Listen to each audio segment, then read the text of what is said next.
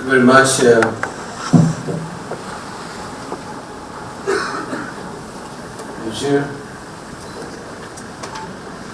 Thank you to my friend Ambassador Wimpang, representing of the government of the People's Republic of China, dear friend Senator Chatterjee, United Nations Resident Coordinator in China, Ambassador Hamtra Mohammed Osman, Permanent Representative of African Union, Excellencies, colleagues, ambassadors, members of the diplomatic corps, friends of Rwanda, dear compatriots, ladies and gentlemen, good afternoon, and thank you so very much for being with us on this special Remembrance Day.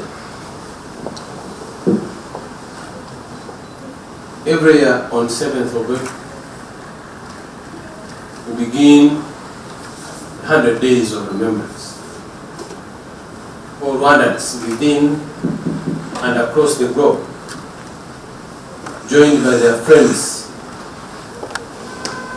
they come together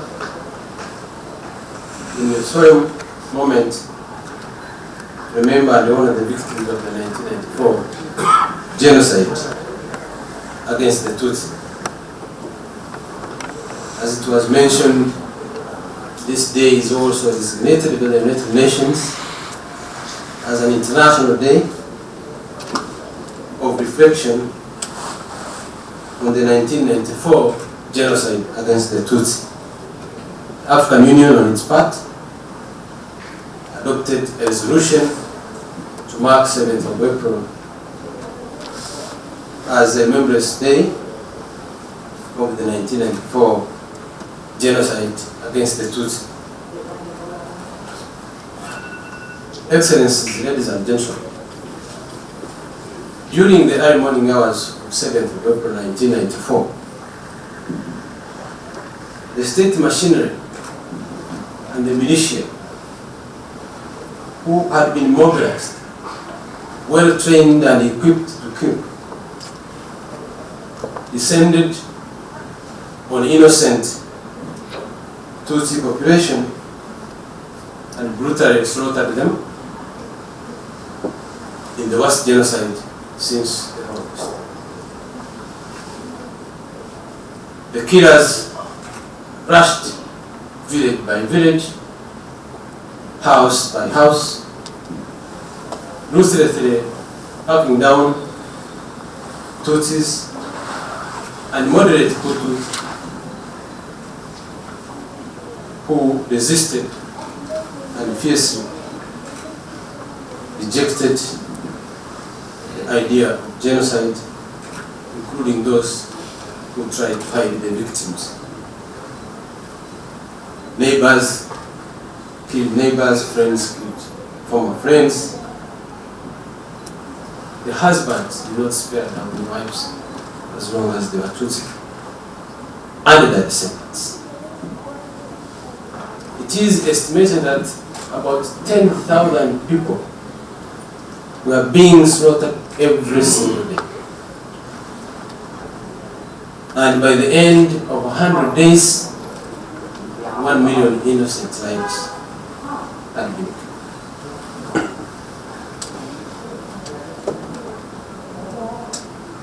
The perpetrators applied extremely cruel ways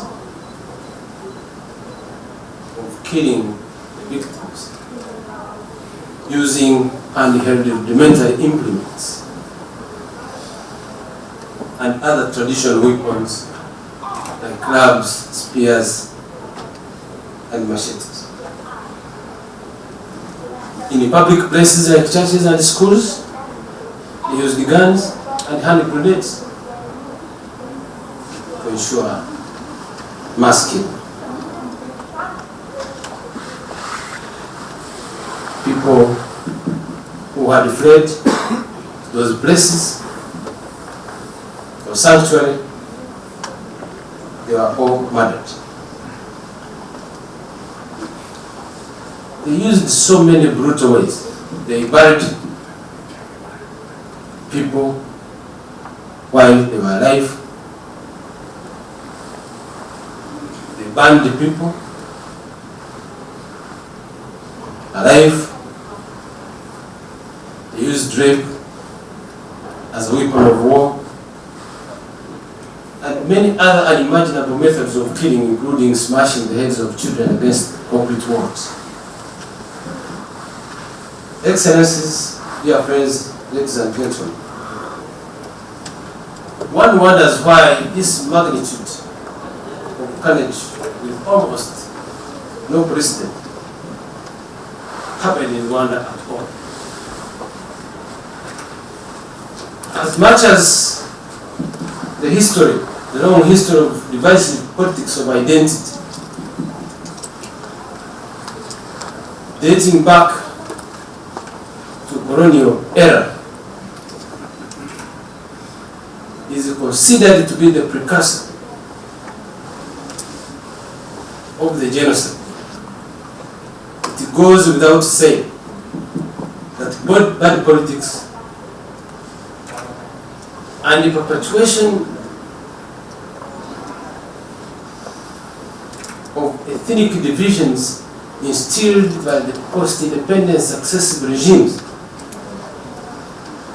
should be blamed for this tragedy. But we all know that genocide doesn't happen overnight. It is a systematic, predetermined, well-organized, planned crime committed by the state. What happened in Rwanda was single most unambiguous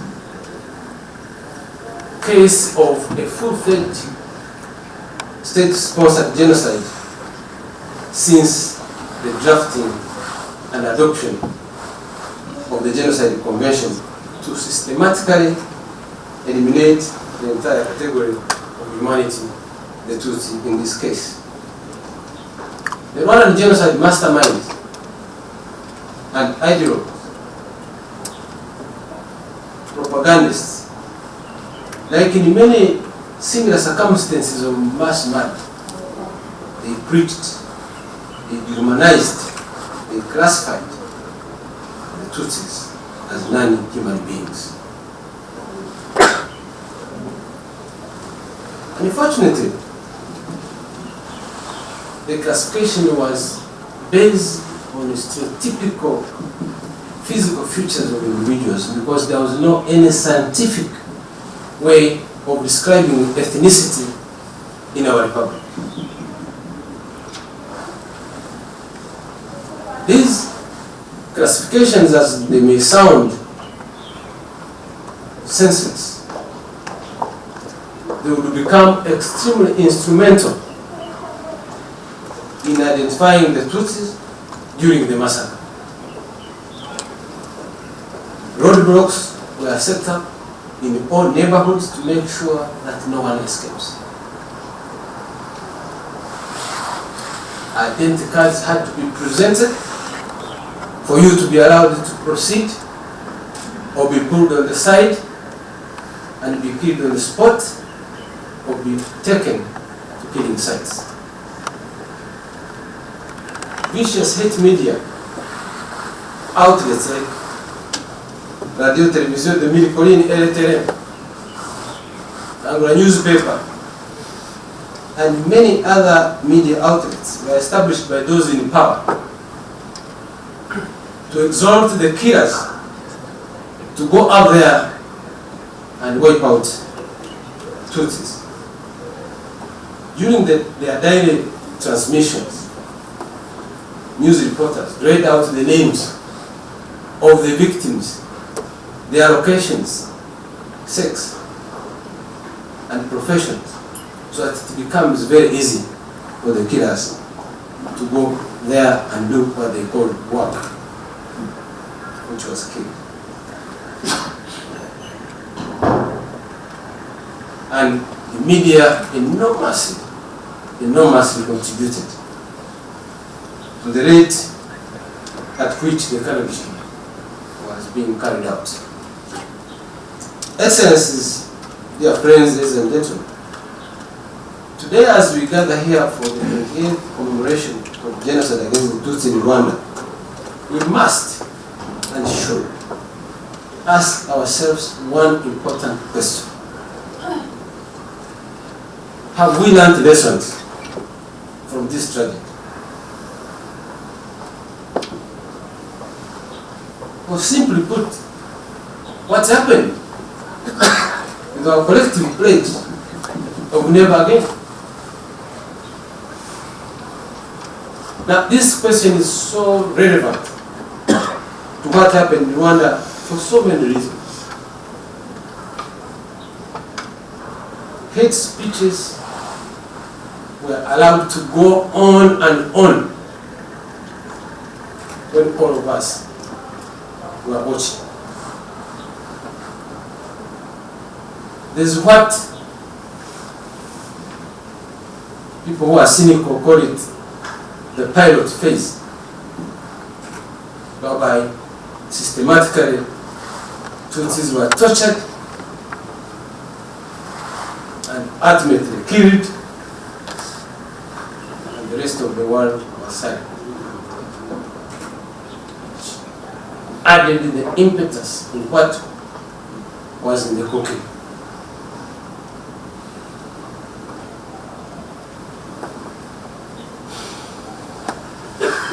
And this happened way back. It was not even during the time when people think the killers were ready. In fact, I should say, for those of you who are interested in the matters to do with the genocide and Holocaust, we have countless number of literature and materials that cover this space, that give you about 8 stages of genocide for it to happen. I don't want to go into those details, but clearly the classification, dehumanization of people, calling them cockroaches and snakes, organization, training and buying weapons, putting down the names and lists of the victims, polarization of the society,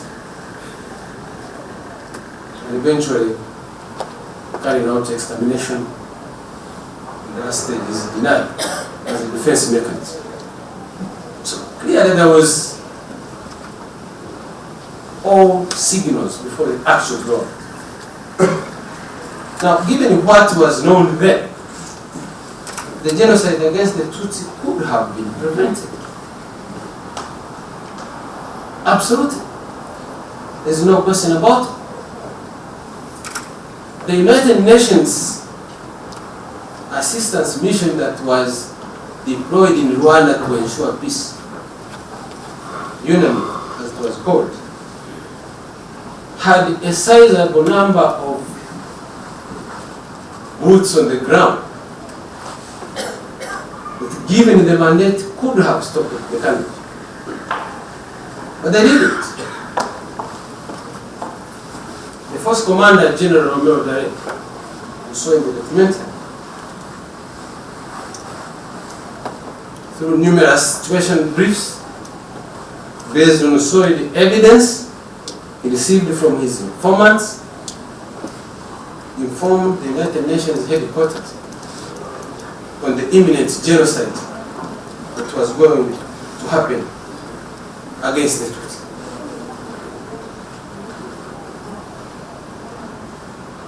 We all know his appeal to his superiors seeking authorization and support for intervention was totally rejected, and instead he was ordered not to intervene. And to make the situation worse, even the few forces that were there on the ground were withdrawn. And he remained with a handful of them whose responsibility was to evacuate the foreigners, sadly leaving behind the victims at the mercy of their killers.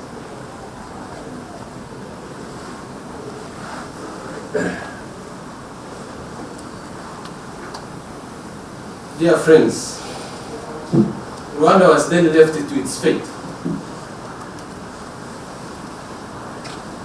In this situation, faced with extraordinary mayhem and barbaric murder that had happened, what was going on, Rwanda Patriotic Army, that was led by our current president, His Excellency President Paul Kagame, had no other option, absolutely no other option, than launching a swift campaign to stop this madness. The Liberation Army had two daunting tasks. One, fighting the genocidal forces,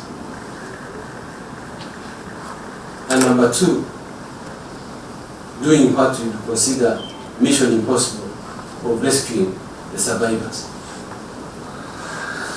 Fast forward,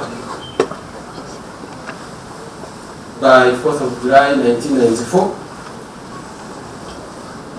Rwanda Patriotic Army had defeated the genocidal forces, liberated the country, and saved millions of lives.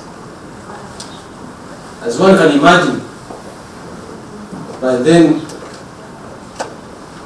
Rwanda was totally decimated and was considered a failed state. And therefore the new leadership was faced with unprecedented challenges and duty to build a new country. The country that had a so deeply divided society,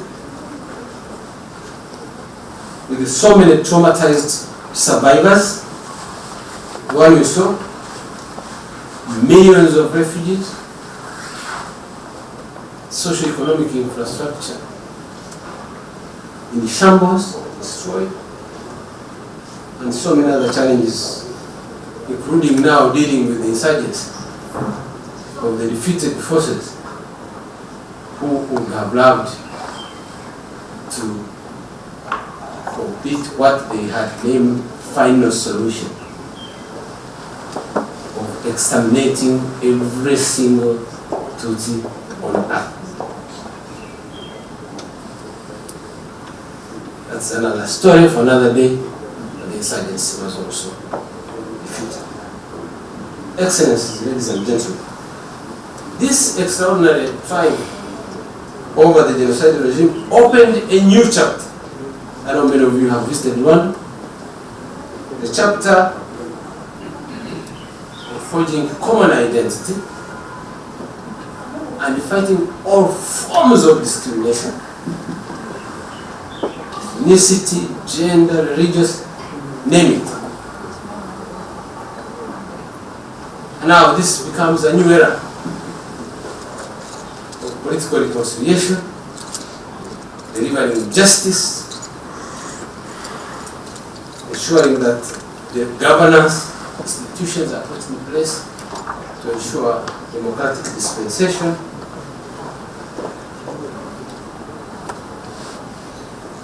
and of course embarking on the prosperity path. Certainly, this journey has not been easy, has been bumpy, a lot of hurdles, because tackling multitude of challenges in a very complex environment post-genocide, as you can imagine, was extremely difficult for our country. So, under the circumstances, business as usual was not an option. It was not on our menu. We had lost so much because extraordinary situations require extraordinary measures. Let me underscore the fact that the foundation of Rwanda's recovery from this tragedy and successful transition to the development path is anchored on visionary leadership, works for people, obviously the resilience of our people, Rwandans,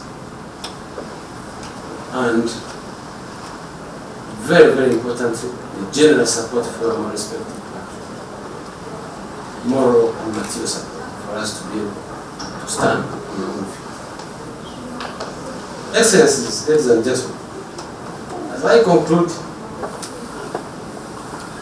in fact, the theme of this year is remember, unite and unite.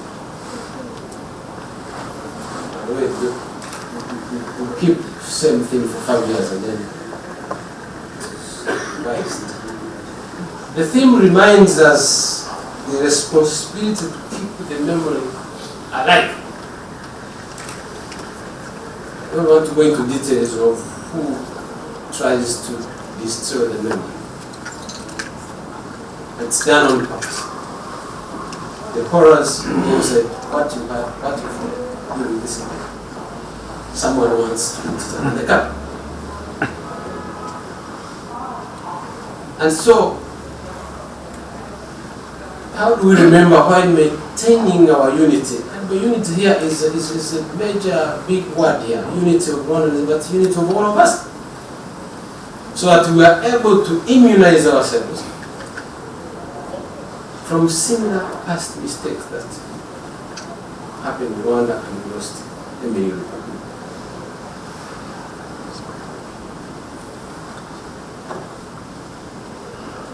For this to happen and to be sustained though, ladies and gentlemen, excellencies, I want you to take note of the following few important points that I want to write. Number one, bringing the perpetrators of genocide to justice. This is crucial, it's extremely important. Rwandans have been able to reconcile with everyone, to understand the dynamics within the world governance bodies and decision-making process and what happened in between to the point where we lost 1 million people. We understand. What we don't understand is the fact that those people who committed these crimes are still at large. They don't hide it.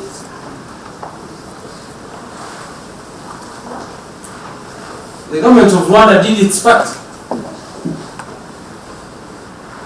These are suspects. Conventionally, what we do is to send you the arrest warrants of an individual who committed certain crimes. And initially we insisted, please bring them to justice, to Rwanda, so that they can face the survivors, the people they offended, the people they made lose everything that they ever owned. I want to tell you, I have been in this business for a while, and this has been a big challenge for us. 28 years later, we need to rethink how we deal with the culture of impunity. On this note, I wish to, we cannot tolerate impunity when the humanity is faced with such crimes of extraordinary magnitude. Let me thank a number of countries that have been very cooperative and supportive.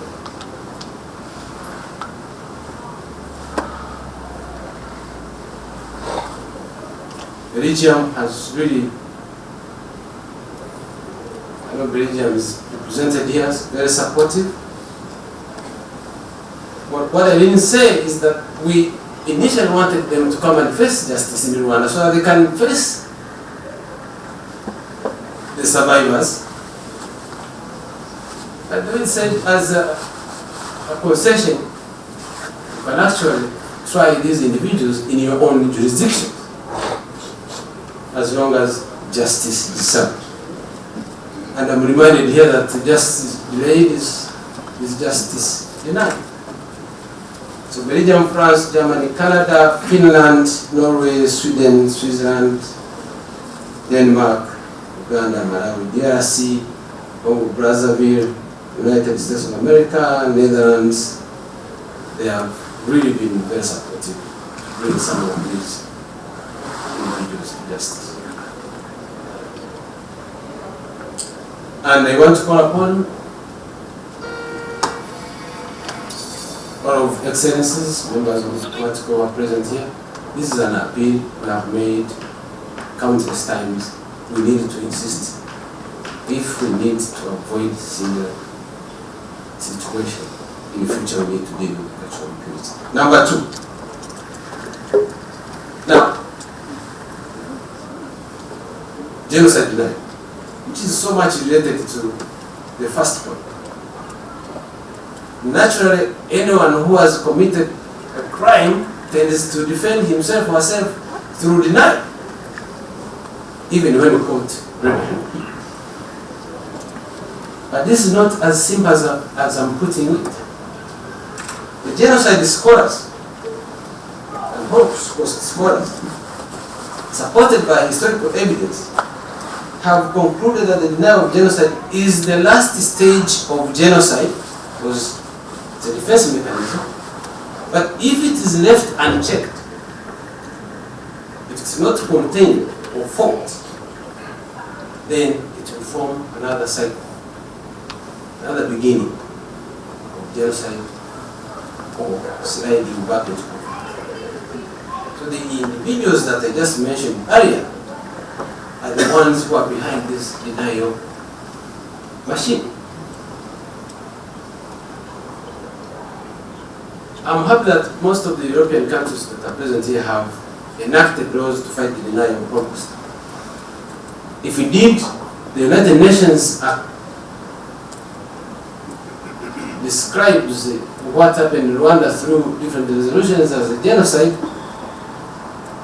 I'm not trying to bring up any moral equivalence between the two, but they are genocides anyway. So I think it makes sense, even easier through the parliaments, to insert the denial of genocide against Tutsi as a punishable crime.